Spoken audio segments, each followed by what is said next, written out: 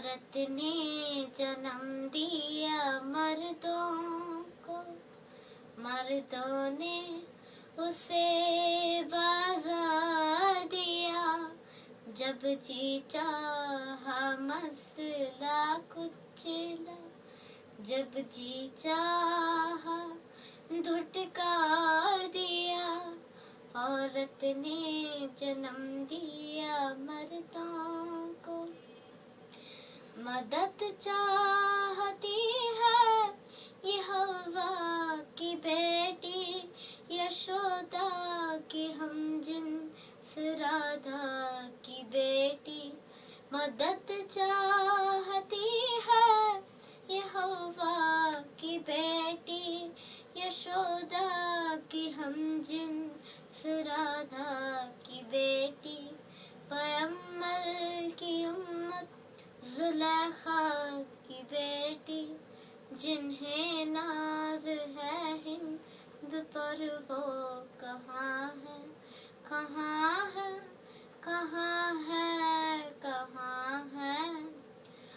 हम सब ने इस गाने को बहुत ही सुना है और बहुत ही सराहा है, पर क्या हमने कभी इसके मतलब और मकसद को जानने की कोशिश की है?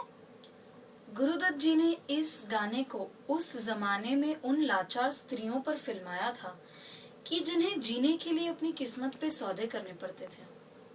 उस जमाने में भी लोग ज्यादातर रोमांटिक गानों को पसंद करते थे, लेकिन इस गाने को लोगों ने बहुत ही सराहा था। मूवीज, एडवर्टाइजमेंट वगैरह के डेवलपमेंट के साथ साथ हमने औरत को देखने का नजरिया बदल दिया है। साहिर लुधियानवी जी इस गाने के जरिए इन पीड़ित औरतों को देखने का एक अलग नजरिया दिखाते हैं। वो उन्हें हवा की बेटी, हवा यानी ईव, जिसे ईश्वर की दी हुई पहली स्त्री कहा गया है, जिसने हम सभी को जन्म दिया है, पीड़िता उनकी बेटी है। साहिर जी कहते हैं कि पीड़िता यशोदा यानी मातृत्व की बेटी है, वो राधा यानी प्रेम की बेटी है, ये पैगंबर की उम्मत यानी हमारे देश का सर ऊंचा रखने वालों की बेटी है, ये जुलेखा की बेटी है यानी ट्रांसफॉर्मेशन, परिवर्तन या आध्यात्म की बेटी है। अब वो लोग कहाँ हैं कि जिन्हें हिंद पर नाज है? क्या वो हम में से एक है या हम ही हैं? रेप शब्द हमने ज्यादातर सनसनी या ऐसे न्यूज में सुना है, और इस शब्द के आगे हम अपने आप को बहुत ही लाचार महसूस करते हैं। हमें लगता है कि हम रेप रोकने के लिए कुछ नहीं कर सकते, लेकिन मेरा मानना है कि हमें रेप रोकने के लिए कोई बड़े तीर मारने की जरूरत नहीं है। हमें सिर्फ एक कदम आगे बढ़ना होगा, और जब हम जैसे 100 लोग एक कदम आगे बढ़ेंगे तो हम ऑटोमेटिकली 100 कदम आगे बढ़ जाएंगे। मैं ये कहने की कोशिश कर रही हूँ कि जैसे पेरेंट्स अपने बच्चों को एज के साथ साथ फाइनेंशियल नॉलेज देते हैं, सोशल नॉलेज देते हैं कि सोसाइटी में कैसे जीना है, किस तरह का वर्तन करना है, कैसे बिहेव करना है, उसके साथ साथ अगर पेरेंट्स बच्चों को एक औरत को किस नजरिए से देखना है वो भी इंक्लूड कर दे तो बहुत फर्क पड़ सकता है। मैं ये कहना चाहती हूँ कि पेरेंट्स को ये ध्यान रखना है कि उनके बच्चे टीवी पर, फोन पर, इंटरनेट पर और दोस्तों के द्वारा क्या देख रहे हैं, क्या उन्हें सही इंफॉर्मेशन सही तरीके में सही समय पर मिल रही है। क्योंकि मैं इस जनरेशन से बिलोंग करती हूँ, इसलिए मैं जानती हूँ कि किसी भी यूथ का इरादा गलत नहीं होता, लेकिन क्योंकि उसे गलत चीज, गलत इंफॉर्मेशन गलत तरीके में गलत समय पर मिलती है, तब उससे गलती होती है। पेरेंट्स को अपने बच्चों को टाइम देने के साथ साथ थोड़ा और क्वालिटी टाइम देना होगा।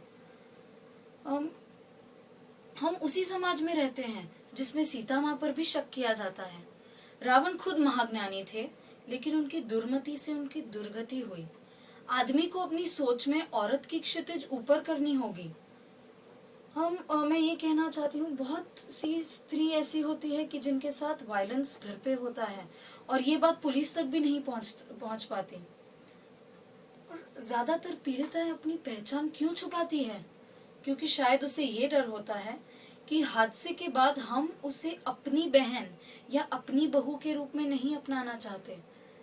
जिस दिन से हम पीड़िताओं को अपना मानकर अपनाने के बाद स्वीकारने लगेंगे, उस दिन से वो बोल पाएगी, और जिस दिन से वो बोल पाएंगी उस दिन से मुजरिम पकड़े जाने लगेंगे। हम ये सोचते हैं कि गुनहगार को खत्म करने से गुनाह खत्म हो जाएगा। Punishment is important but it is not the solution. हमें सिर्फ गुनहगार को खत्म करने के बारे में नहीं सोचना चाहिए, बल्कि उसकी गुनहगारी कैसे खत्म हो उसके बारे में भी सोचना चाहिए।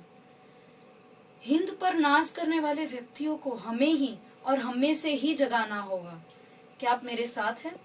अब हम सिर्फ 10 सेकंड का मौन उन स्त्रियों को शक्ति देने के लिए रखेंगे कि जिन्होंने इस पीड़ा को झेला है और जो इस पीड़ा के बाद होने वाले पोस्ट ट्रॉमेटिक स्ट्रेस को झेल रही हैं। उसके बाद वरेण्यम आपको इसका एक सॉल्यूशन गाने के जरिए से पेश करेगा।